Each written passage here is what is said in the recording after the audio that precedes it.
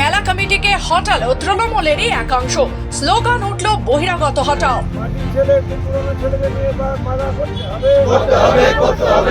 যাকে ঘিরে কার্যত উত্তেজনা পরিস্থিতি তৈরি হলো দুর্গাপুরের কল্পতরুর মাঠে। প্রকাশ্যে এলো তৃণমূলের গোষ্ঠীদ্বন্দ্ব, দুর্নীতির অভিযোগ অস্বীকার বাংলা কমিটির সভাপতি। পরিস্থিতি সামলাতে দুর্গাপুরের কল্পতরু ময়দানে পৌঁছলো পুলিশ। দুর্গাপুরে কোকোভেন থানার অন্তর্গত গ্যামন ব্রিজ ময়দানে নতুন বছরের শুরুর দিনে কল্পতরু মেলা শুরু হয়। চলে 10 দিন ব্যাপী।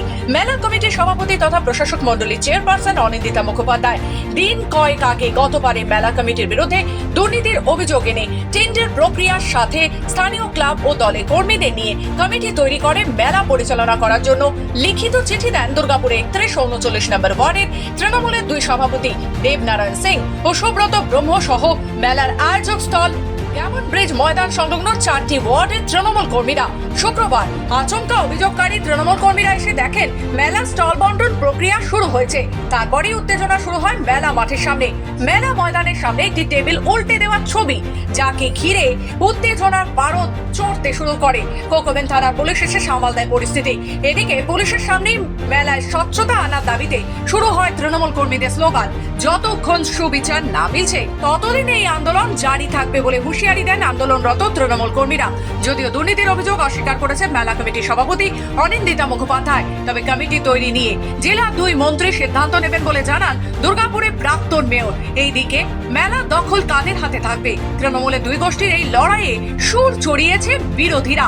এতে ইনকাম আছে, তার জন্যই এত বড় লড়াই। মন্তব্য দুর্গাপুর পশ্চিমের বিজেপি বিধায়ক লক্ষণ চন্দ্র ঘরুয়ে। সব মিলিয়ে জানুয়ারি মাসের প্রথম দিন থেকে শুরু হতে চলা দুর্গাপুরের কল্পতরু মেলা। দুর্গাপুরের এই মেলাকে ঘিরে এবার দলের অন্দরের দ্বন্দ্ব প্রকাশ্যে চলে আসছে। এখন বিড়ম্বনায় শাসক শিবির। এক তো আমরা সব ডিপি অঞ্চলের লোক 313940 আমার লোকাল ছেলে। আমাদের বক্তব্য ডিএমসি থেকে টেন্ডার হোক, সেই টেন্ডার আমরা পার্টিসিপেট করবো। আমরা লোকাল ছেলে মিলে, লোকাল ক্লাব মিলে আমরা মেলা করবো। আমরা বড় মানছি না, মানবো না। কারা রয়েছে মেলাতে এখন? অনেক বাইরে লোক আছে, দাদা আসছে, কেউ ওদিক করে আসছে, কেউ ওদিক করছে, বড় কথা মানছি না, মানবো না আমরা। কি তৃণমূলের আপনারা? হ্যাঁ, আমরা সব তৃণমূলের। যারা করছে তারা ওরা হতে পারে, হতে পারে, জানি না। আজকে কি ওরা বসেছিল? হ্যাঁ, ওরা সকালে ওরা কিছু জানে, ওরা বুকিং আরম্ভ করে দিয়েছে। আসলে আমাদের পূর্ব নির্ধারিত যে কমিটি ছিল, এবারে মাননীয় মন্ত্রী মলয় ঘটক মহাশয়ের অনুমোদন নিয়ে আমাদের সেই কমিটিটাই রয়েছে।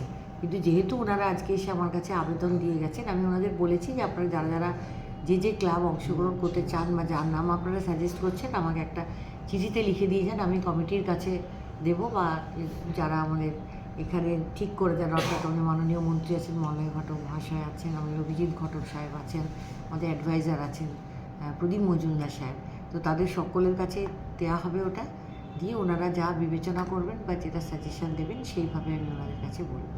যে ওনারা আরেকটা অভিযোগ তো যে দুর্নীতির অভিযোগ, বলছে দুর্নীতি হয় বারে একটা কমিটির হাতেই কেন রাখা হবে মেলার দায়িত্ব? দেখুন, আমি বিগত 2 বছর ধরে এখানে হয়েছি এবং এটা নিয়ম হচ্ছে যে বাই ভার্চু যিনি এখানে মেয়র থাকেন তিনি এটাতে প্রেসিডেন্ট হন। গত বছর আমি ছিলাম, গত বছরের কথা বলতে পারি আমি যে কোনো দুর্নীতি এখানে হয়নি, অত্যন্ত স্বচ্ছ এবং সুন্দরভাবে করা হয়েছে। আপনারা জানেন যে টাকা বেঁচেছিল সেটা দিয়েও যারা বলছে দুর্নীতি হয়েছে তাদের ক্লাবেরই উন্নয়ন করা হয়েছে। সেই সমস্ত ক্লাবে কোনো ক্লাবের দরজা, কোনো ক্লাবে গেট করে দেওয়া হয়েছে, কোনো ক্লাবে শেড করে দেওয়া হয়েছে, স্কুলগুলিতে অনুদান দেওয়া হয়েছে।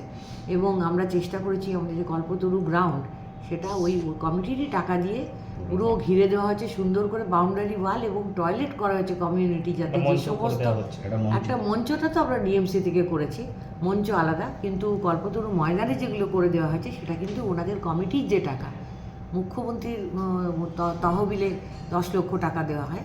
প্রত্যেকটা পুঙ্খানুপুঙ্খ হিসেব আমরা নিয়ে থাকি। মানে এবছর যে আমরা মেলা করব, গত বছর থেকে যে হিসেব আছে সেই হিসেব আমাদের কাছে দেওয়া হবে। সেটা দেখার পরে আমরা এবছর কি খরচ হবে সেটা করব, তারপর কত বাকি থাকছে সেটাও আমরা দেখব।